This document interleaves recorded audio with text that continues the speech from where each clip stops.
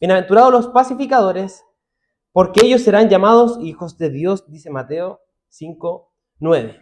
Y yo les pregunto a ustedes, si alguien piensa en personas que son pacificadoras, ¿en quién pensaría? Yo automáticamente pensé en una de las personas que más podríamos hablar que ha contribuido a la paz mundial, y quizás acá los hermanos que tienen más edad lo pueden recordar.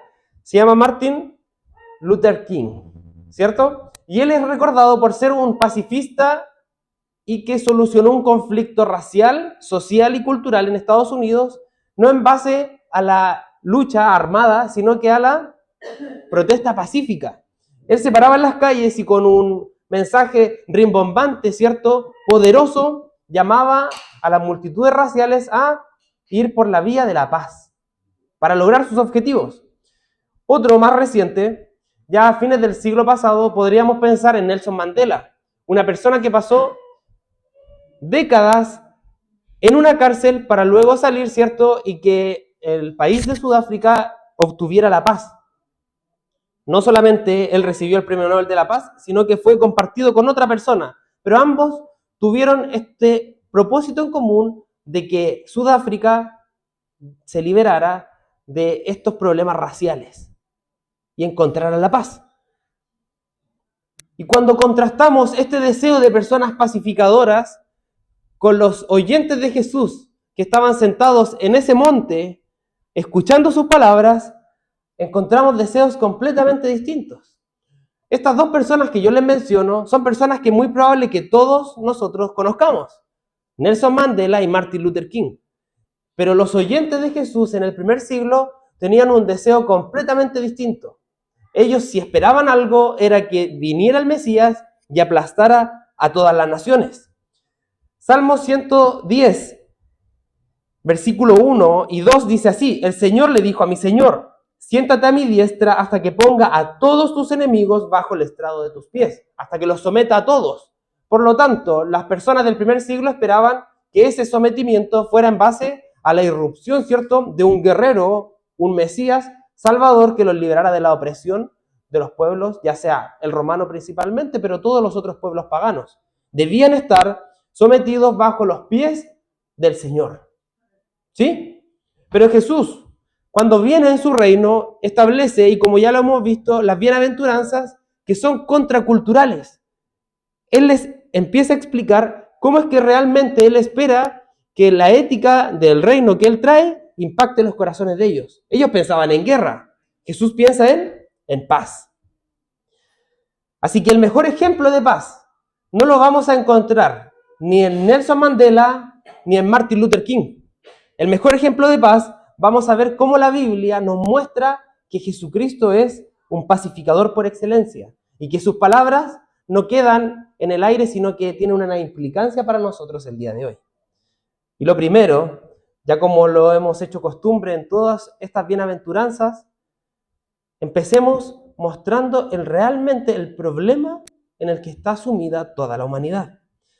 Y este es un problema o una enemistad cósmica. Cuando Jesús viene y dice que son bienaventurados los pacificadores, Jesús viene bajo el concepto de que nadie puede tener una comunión con Dios. Es por eso que Jesús se encarna y pisa esta tierra. ¿Por qué, hermanos? Porque, por ejemplo, Primera de Juan, capítulo 1, versículo 5, dice que Dios es luz y en Él no hay absolutamente ninguna oscuridad. Esto establece que Dios es perfectamente santo, justo y que no puede tener comunión con el pecado. ¿Se entiende la gravedad del problema?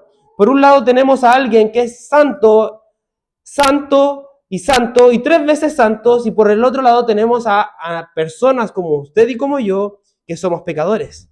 Tenemos a alguien justo, que es bueno siempre, y tenemos a personas como usted y como yo, pecadores, que nos equivocamos diariamente. Si resumimos esto, entonces, sí o sí vamos a tener una enemistad entre ambas partes. Y estoy explicando el problema de raíz. Dios tiene una enemistad con los seres humanos, pero los seres humanos tenemos una enemistad con Dios. Y permítame explicar esto, porque si no explicamos primero el problema de la enemistad, nadie podría entender realmente qué significa la paz. Fíjese lo que dice Colosenses 1:21. Y a vosotros también, que erais en otro tiempo extraños y enemigos en vuestra mente, haciendo malas obras, ahora os ha reconciliado. En el pasado, dice, eran no personas indiferentes a Dios. Nadie era alguien que decía, ya no, Dios me creó, pero la verdad no me importa. Y eso iba a quedar ahí. Lo que dice Pablo en Colosenses es que eso se manifestaba en una enemistad, en una rivalidad. Estaban encontrados frente a frente. Romanos 5, para que no pensemos que solamente es un texto el que habla de esto, Romanos 5 dice algo así. Porque si siendo enemigos fuimos reconciliados con Dios por la muerte de su Hijo. ¿Se fijan, hermanos? El problema cósmico no es algo en que una persona decidió no seguir las ordenanzas y los mandamientos de Dios. El problema se radica en que están enfrentados Dios con la humanidad cara a cara, sin poder tener comunión. Hay una enemistad, hay algo uno en contra del otro. Dios no puede tener comunión con el pecado, pero el hombre tampoco quiere tener enemistad con Dios. Por eso que Pablo a los colosenses les dice, ustedes eran enemigos de Dios en vuestra mente. Y esto creo que es un problema severo. Un problema severo porque tiene consecuencias severas. Si nosotros pensamos en un problema, puede ser un problema pequeño y un problema profundo y grande. ¿Y cómo nosotros sabemos que algo es realmente grave? Por las consecuencias que ese problema trae. Los problemas pequeños traen consecuencias pequeñas. Los problemas grandes tienen problemas y consecuencias severas, grandes, profundas, perdurables. Y acá estamos hablando del problema más grande que experimenta toda la humanidad. No hay nadie que nazca de la matriz de una mujer que no sea enemigo de Dios. El más pequeñito y el más adulto. Porque en nuestra naturaleza todos somos enemigos de Dios. Todos vamos a decidir por el mal. No porque nosotros, de nuestra voluntad, queramos algún día decidir por el mal, sino porque en nuestra naturaleza está ser pecadores, empedernidos, que una y otra vez decidimos desobedecer a Dios. Así que el castigo para esto, como ya lo hemos visto en todo este sermón, es la muerte. Si usted me dice, ¿cómo David? Tú sabes que esto es un problema extremadamente severo, hermanos, es porque la muerte eterna espera a toda persona que está enemistada con Dios. Vamos a experimentar la muerte a menos que algo suceda en nuestras vidas. Esto entonces no es una simple indiferencia, sino que es una hostilidad permanente. Y para que usted me entienda que esto es tremendamente severo, déjeme leer uno de los textos que mejor lo grafica. Salmos 7, del 11 al 13, dice algo como esto. Dios es juez justo, y Dios está airado contra el impío todos los días. Si no quedamos plasmados en esta realidad, Dios es el juez. Y hermanos, ¿cuántos días ha vivido usted? Multiplique 365 por la edad que tiene. Yo le puedo decir entonces que no hay ni siquiera un solo día en que Dios no haya estado airado con un pecador que no se haya arrepentido. Pero el salmista grafica esta realidad de una manera mucho más punzante. Dice, si no se arrepiente, él afilará su espada. Armado tiene ya su arco y lo ha preparado.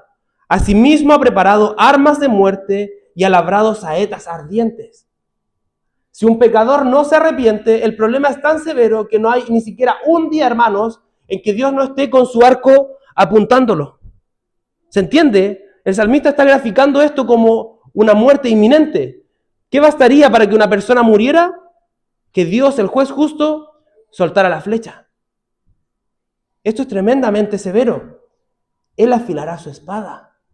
Es como un guerrero que está presto para ir a la guerra y matar a toda persona que no se someta a él, si no se arrepiente. Es un problema extremadamente severo. Hay una enemistad todos los días de la vida del pecador. Y usted me puede decir, David, ¿por qué tan catastrófico? ¿Qué tan malo he sido yo para que escuchemos un mensaje tan terrorífico? Y hermanos, ni usted ni yo somos mejores el uno al otro. Estamos todos bajo la misma condición ante Dios. Si no nos arrepentimos, Dios tiene preparado ya el arco. Está apuntando a todo pecador que no desea arrepentirse. ¿Por qué no podemos dejar de proclamar estas terribles verdades? Porque si no entendemos la gravedad del conflicto, no vamos a entender jamás vamos a entender la bendición de tener paz para con Dios. Si no entendemos la severidad del conflicto, jamás vamos a entender la gratitud, el amor que podemos expresar para el Dios que nos reconcilió con Él. Para darle más ejemplos sobre la hostilidad de los seres humanos en contra de Dios. ¿Qué hacen las religiones de este mundo? ¿No buscan caminos para llegar a Dios cuando Dios mismo otorgó el camino? ¿Se fijan? Lo que hace Dios es el mismo decir, yo voy a reconciliarme con la humanidad. ¿Qué hace la humanidad hostil contra Dios? Dice, ¿por qué yo tengo que tomar el camino que Él me trazó? Yo voy a forjar mi camino. Y encontramos hombres como Mahoma, como los vikingos, por ejemplo, creían que si morían en guerra, ¿cierto? Ellos se iban a un lugar lleno de musas. Encontramos a personas como Confucio. Encontramos religiones como la católica que exaltan de sobremanera la figura de María. Los adventistas que exaltan a Elena de White. Los mormones que exaltan a Smith. Cuando Jesucristo siempre ha sido el único camino, pero a los seres humanos les encanta tergiversar la verdad y decir, no me importa la enemistad que tú tengas, yo voy a llegar a ti de la forma en que yo estime conveniente. ¿Qué decimos de los agnósticos? Que dicen, no tengo pruebas para comprobar que Dios existe, así que no creo en Dios. O de los ateos, que simplemente no creen en Dios. Qué terrible realidad es la del ser humano.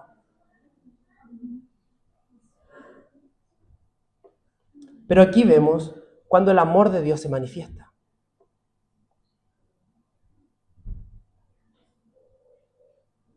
Hermanos, Dios no tenía por qué habernos salvado. Nada debería haber hecho por nosotros, absolutamente nada. Pero quiso salvarnos. Él quiso salvarnos. Y podría haber soltado la flecha en contra de cada uno de nuestros corazones. Pero a Él le plació salvarnos. Su gran amor se manifestó y Él hizo la paz para con nosotros. Lo primero que quiero que todos entendamos el día de hoy es que todos deberíamos haber muerto por esa flecha que debería haber atravesado nuestro corazón. Pero Dios quiso hacer la paz con nosotros. Voy a volver a leer Colosenses y Romanos. Colosenses 1 dice así: y vosotros también, que erais en otro tiempo extraños y enemigos en vuestra mente, haciendo malas obras, ahora os ha reconciliado. Eso lo hizo Dios, ¿se fija? Y Romanos 5 dice que si fuimos reconciliados con Dios por la muerte de su Hijo, mucho más, estando reconciliados, seremos salvos por su vida. Y no solo esto, sino que también nos gloriamos en Dios por el Señor nuestro Jesucristo, por quien hemos recibido ahora la reconciliación. Así que si lo primero es que tenemos una enemistad cósmica con Dios, lo segundo que todos debemos entender es que en Cristo hemos recibido la reconciliación. Si estábamos enemistados con Dios, toda persona que se arrepiente y que deposita toda su fe en Cristo, lo que encuentra en Cristo es reconciliación. ¿Por qué, hermanos? Porque un problema grave tiene consecuencias graves. Y la consecuencia fue que Dios está airado contra el impío todos los días. Y lo que hizo Dios fue soltar la flecha hacia Jesús. La flecha sobre alguien va a caer. Alguien va a recibir el impacto de esa flecha.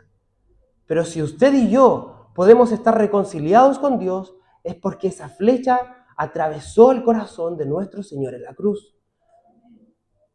Ahí son las palabras desgarradoras de nuestro Señor Jesús. ¿Por qué me has abandonado? Porque el Padre no puede tener comunión con el pecado. Y Cristo está cargando el castigo de nuestros pecados. Es el Padre mirando a otro lado y Jesús diciendo, ¿por qué me has abandonado? Porque la flecha fue hacia Jesús. no hacia nosotros, sino que hacia nuestro Señor. ¿Y por qué hacia Jesús? ¿Por qué las otras religiones no tienen realmente la verdad? Y hermanos, es porque Jesús es el único que se podía poner en medio de Dios y los hombres. No había absolutamente nadie capacitado para eso. Porque si tenemos que hacer las paces entre dos partes, ¿qué debe suceder? Que una parte entienda, o sea, de un lado, pero también del otro. ¿Ha hecho alguna vez usted ha hecho de mediador? Usted tiene que ponerse en el lugar de esta persona para llevarlo a la otra persona. Y ese es el rol que Jesús cumple. La única solución entonces para que esta enemistad se resolviera es que un hombre X, cualquiera como usted y como yo, no podría haber resuelto esto. Era Dios encarnándose en la segunda persona de la Trinidad. Es Dios entonces quien tuvo que hacerse hombre. Hermanos, es Dios quien tuvo que hacerse hombre para resolver un conflicto cósmico. Cuando Dios se hace hombre, es lo que viene a experimentar nuestra humanidad, no nuestro pecado, sino que a vivir como uno de nosotros. Para decirle a su Padre, yo soy uno de ellos y yo represento a estos hombres. Pero también para decirle a los hombres, yo soy Dios y soy el Hijo de Dios y represento a la Trinidad que está salvando. Es Jesús en su naturaleza, completamente o plenamente humana y divina, siendo el mediador de este conflicto. Hermanos, cuando Jesús dijo, bienaventurados los pacificadores, no estaba hablando de una paz que iba a durar un par de meses, siglos quizás, como la paz que quizás otorgó Nelson Mandela y Martin Luther King. Jesús estaba diciendo, bienaventurados los pacificadores. E intrínsecamente en ese pasaje podemos ver que Jesús está diciendo, yo soy el pacificador por excelencia. Yo soy. ¿Ustedes quieren guerra? Yo traigo paz. Y yo vengo a hacer la paz de una forma duradera entre Dios y los hombres. Pero quiero aclarar algo. Muchos de nosotros, quizás no nosotros, pero muchas personas piensan que Jesús es el bueno de toda esta historia. Como que si Él le hubiese dicho al Padre, Padre, yo me quiero encarnar para solucionar el problema que tú tienes con la humanidad.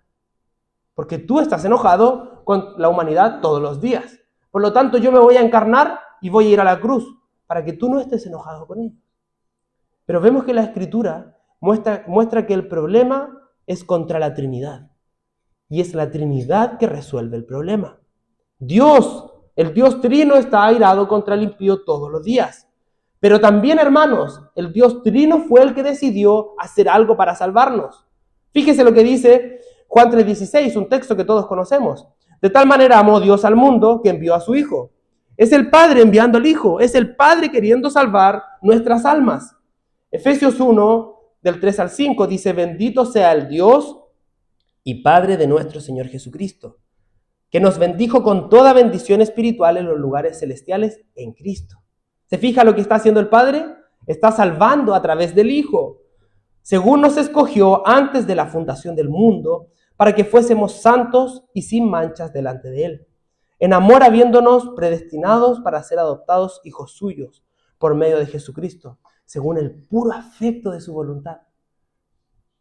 A Dios le plació salvarnos, y a Cristo le plació venir a morir por nosotros. Hermanos, al Espíritu Santo le plació tocar nuestro corazón para salvarnos. Es la Trinidad que resuelve el problema. No es Cristo quien resuelve el problema.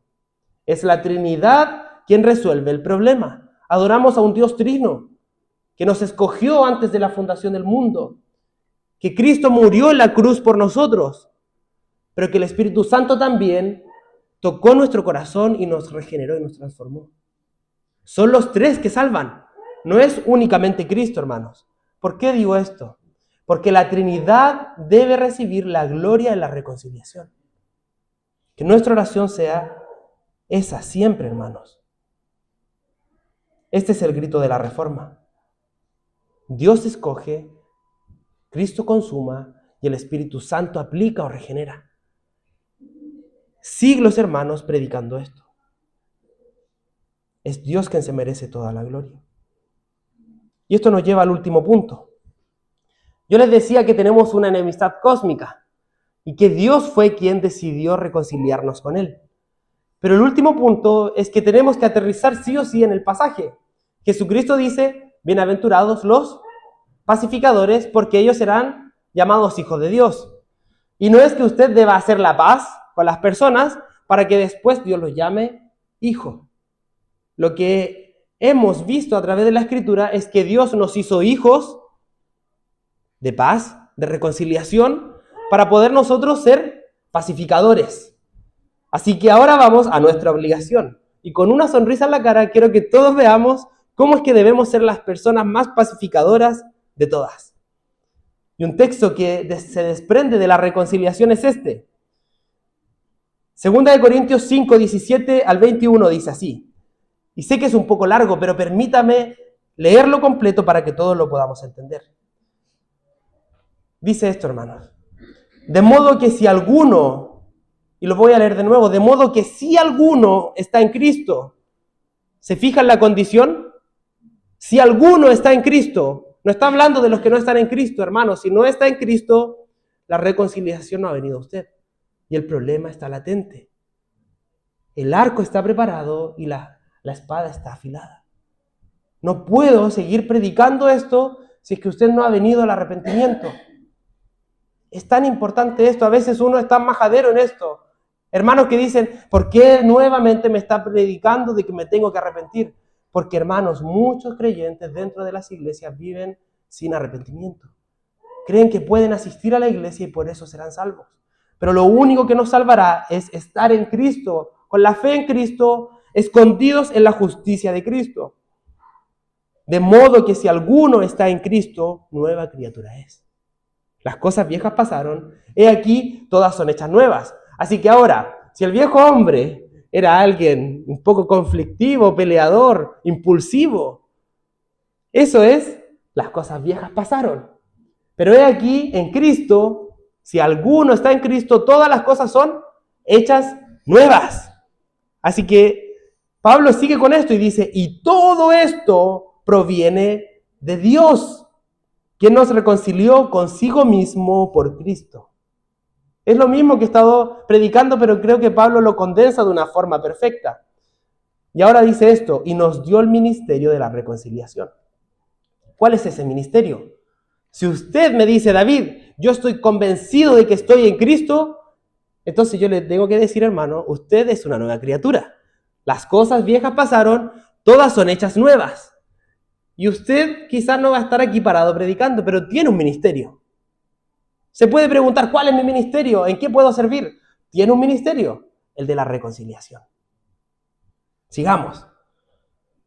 Que Dios, ese es el ministerio, que Dios estaba en Cristo reconciliando consigo mismo al mundo, no tomándoles en cuenta a los hombres sus pecados. Y nos encargó a nosotros la palabra de la reconciliación. ¿Tiene un ministerio? Amén. Tengo un ministerio, ¿cuál? El de llevar al mundo a reconciliarse con Dios. Por medio del Evangelio de Cristo, nadie puede quedar fuera de la paz cuando acepta del Dios que lo reconcilió consigo mismo. Dios estaba al mundo reconciliando al mundo con Él. Amén. Amén, hermanos. Qué glorioso ministerio. Si usted le predica a alguien, debe hacerlo consciente de esto. Había una enemistad y todos debemos volver a Cristo. Y me gusta cómo termina y cierra la idea Pablo. Así que somos embajadores en nombre de Cristo. Como si Dios rogase por medio de nosotros. Os rogamos en nombre de Cristo, reconciliaos con Dios. Y este es el mensaje del Evangelio. Al que no conoció pecado, por nosotros lo hizo pecado, para que nosotros fuésemos hechos justicia de Dios en él. Pablo dice esto en el versículo 21. ¿Cuál es el mensaje del Evangelio? ¿Qué va a predicar usted cuando tenga que a alguien hablarle del Evangelio de Cristo? Dios estaba mi pecado depositándolo en Cristo, para que la justicia de Cristo y su perfección fuese depositada en mí. Ahí está la reconciliación, porque ahora Dios me ve a mí como ve a Cristo. Hermanos, lo voy a volver a repetir porque creo que todos debemos predicar esto. Mi pecado fue cargado a Cristo, pero la justicia de Cristo fue depositada sobre mí. Y es ahí el mensaje del Evangelio. Porque muchas iglesias se están llenando de personas sin entender el problema de la enemistad. Usted puede ir a la iglesia que usted estime conveniente. Yo lo invito a que siempre permanezca en esta. Pero cuando asista a otra iglesia, se va a dar cuenta de que muchas predicaciones lo único que buscan es sobarle el lomo a las personas y decirles, ven a Dios. A Dios no le importa cómo eres tú. Dios te ama, sin importar tu condición. Ven así como estás y quédate así como estás. Tal como soy, Dios me ama. Y ese no es el mensaje del Evangelio. El mensaje del Evangelio es que somos pecadores y que nuestro pecado fue cargado sobre Cristo. Ahí está el poder del Evangelio. Y Dios nos encargó eso. Así que lo primero que yo les preguntaría a todos esos pastores que predican sobre que Dios nos acepta a todos así y más, y da igual cómo tú vengas y cómo permanezcas, sino que ven a la iglesia y busca a Dios. Les preguntaría, ¿cómo usted le enseña a sus hermanos de que deben ser agradecidos? ¿Agradecidos de qué? ¿De qué Dios los salvó? Y es cuando entendemos la gravedad del pecado, es que podemos predicar con convicción de que Dios nos está llamando a predicar a las personas porque Dios se está reconciliando con ellos. Por eso somos agradecidos. Pero hay algo que podemos pasar de largo. La batería hay que tocarla un poquitito. Tócala nomás. ¿No? No, tócala. Ahí. Ya. Pero hermanos, lo otro que podemos caer en un conflicto tremendo. Ustedes conocen al pastor Soto. Es un ícono de la iglesia evangélica al día de hoy. Y cuando Pablo llama a su iglesia a predicar sobre el evangelio de la reconciliación, él dice, como si Cristo rogase o Dios rogase por medio de nosotros. Somos embajadores de Cristo, pero rogando. Ni usted y yo estamos en la posición para gritarles a las personas, apuntarlos con el dedo y decirle, eres un pecador, arrepiéntete o si no te irás al infierno. Creo que cuando Pablo dice que debemos rogar, debemos arrodillarnos. Debemos suplicarles a las personas, por favor, acércate a Dios. Piensa en tu alma, en la de tu familia, en la de tus hijos. Sálvate tú y predícale a las personas de tu casa. Por favor, hazlo porque estás a las puertas del infierno. Creo que el mensaje cambia completamente. Por un lado, no debemos ser permisivos ante la mala enseñanza, pero tampoco debemos ser personas intolerantes y agresivas al momento de entregar el mensaje.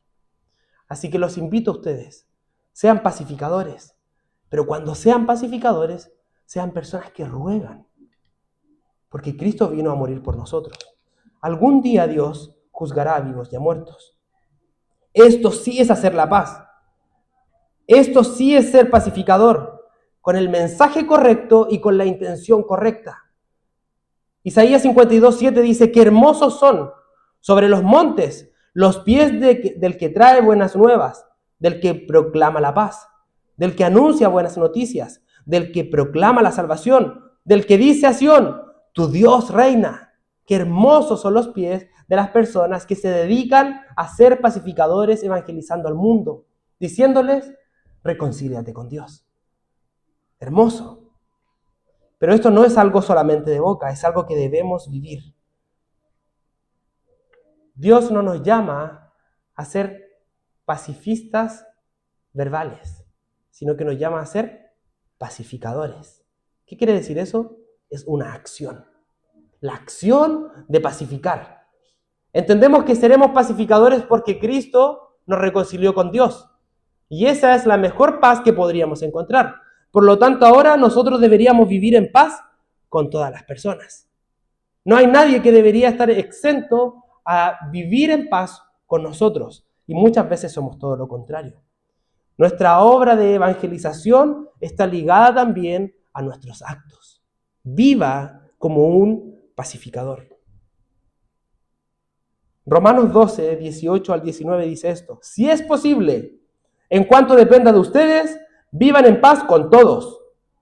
No tomen venganza, queridos hermanos, sino dejen el castigo en las manos de Dios, porque está escrito: mía es la venganza, yo pagaré, dice el Señor. Pero cuando tenemos un conflicto y alguien nos ataca, alguien nos dice algo, cuando alguien habla algo a nuestras espaldas, ¿qué es lo primero que pensamos? No, yo voy a ir y le voy a decir: ¿qué te crees tú? Enojado, ¿ah? Y si es posible, hablo con otra persona y le cuento: mira, este dijo esto de mí. Y el problema se comienza a agrandar. Esa es la actitud que debemos tomar, de venganza. No, hermanos, Dios juzgará a vivos y a muertos. En lo que dependa, en toda circunstancia, sea un pacificador.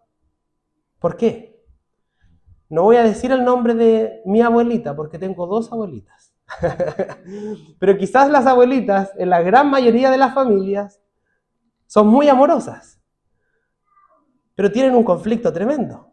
Se pelean con una hija o un hijo y van donde el otro hijo y le dicen: este me dijo esto. Y se pelean los hijos. Y después la mamá, ¿cómo queda? Entre medio, ¿cierto? Como la persona que no hizo nada. Cuando muchas veces así se generan conflictos dentro de nuestros hogares.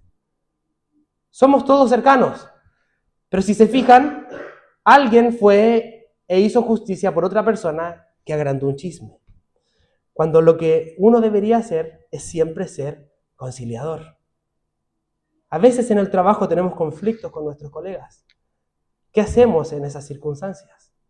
Le vamos a decir: oye, ¿por qué hiciste esto? Si me correspondía a mí. Y muchas veces cometemos errores como esos. ¿Qué vamos a hacer en la iglesia? Cuando con compañeros de ministerio, en donde sirvamos en un determinado grupo, tengamos un conflicto. ¿Qué vamos a pensar? En cuanto dependa de mí, ¿tendré paz con todos y dejaré que Jesucristo haga justicia? ¿O yo iré de una forma vengativa a pagar y a solucionar el problema? La paz de Cristo debe infectar de tal manera nuestro corazón que todas las áreas de nuestra vida estén abarcadas como una persona que vive en paz. Con todos, hermanos. Esto es un problema. Porque si yo les pregunto a ustedes, si alguien es diabético, acá va a entender que esto es un problema mayor. Pero si alguien tiene una herida en su cuerpo, y esa herida no es una herida, no es un rasguño, no es un pequeño corte, sino que es una herida grande, ¿usted sería loco y dejaría que esa herida empiece a crecer y a crecer? ¿O iría a urgencias, buscaría una enfermera para que limpie esa herida? Todos haríamos eso. Y si alguien nos cuenta: no, tengo así una herida y me está llegando al hueso, uno diría: estás loco, ¿por qué no haces eso? Vas a perder la pierna, vas a perder el brazo.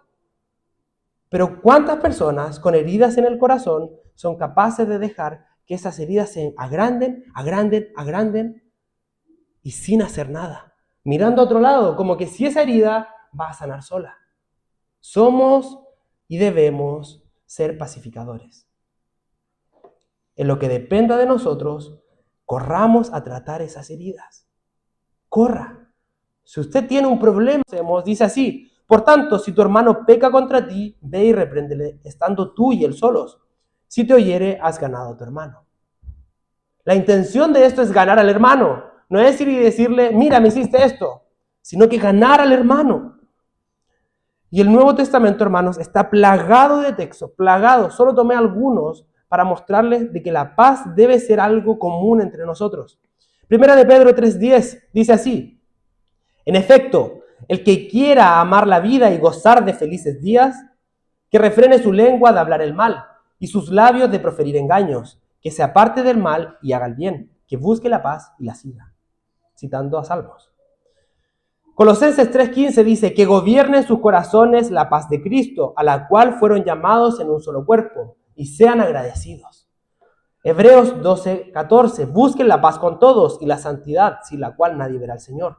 Santiago 3:17, en cambio, la sabiduría que desciende del cielo Es ante todo pura y además pacífica, bondadosa, dócil, llena de compasión y de buenos frutos, imparcial y sincera. Santiago 3:18 sigue diciendo, en fin, el fruto de la justicia se siembra en paz para los que hacen la paz. Hermanos, paz, paz, paz por todos lados, porque la paz fue lo que Dios hizo con nosotros. Un cristiano que no vive pacificando y actuando en paz en su casa, en su trabajo, con su familia, con sus amigos, con sus hermanos en la iglesia, no es alguien que ha disfrutado la paz de Cristo. Todos debemos vivir en paz para con los demás, si es que dependiera de nosotros. Esto es una tremenda ganancia. Somos llamados hijos de Dios y debemos actuar en paz. En conclusión, hermanos, seamos pacificadores, porque el Dios que nos salvó es un pacificador por excelencia. La paz que el mundo